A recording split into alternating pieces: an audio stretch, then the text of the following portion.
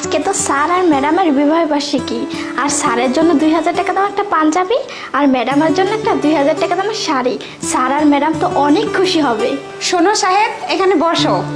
হলো তোমার?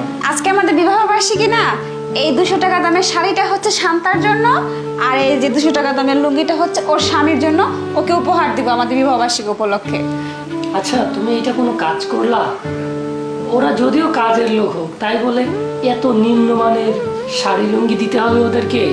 আচ্ছা, তুমি কি আশা করতেছো? ওরা হচ্ছে আমাদের বাড়ির কাজের লোক, ওরা তো এরকম দামি কাপড় চোপড়ই পরে। আমি কি ওদের লাখ টাকা দামের কাপড় চোপড় দিব নাকি? দেখো প্রিয়া, যতই হোক ওরা আমার বাড়ির কাজের মানুষ, তারপরেও তো আমরা কোনো কিছু দেওয়ার সময় তো ওদের দামি কিছু দিতে পারি, তাই না? আসছে দামি কিছু দিতে, একাই তো কাজের লোক, তাদের আবার দিব দামি। এইটাই ওরা ডিজার্ভ করে, এর থেকে বেশি ভালো কিছু ওরা ডিজার্ভ করে না, বুঝতে পারছো? আচ্ছা শোনো, তুমি এত উত্তেজিত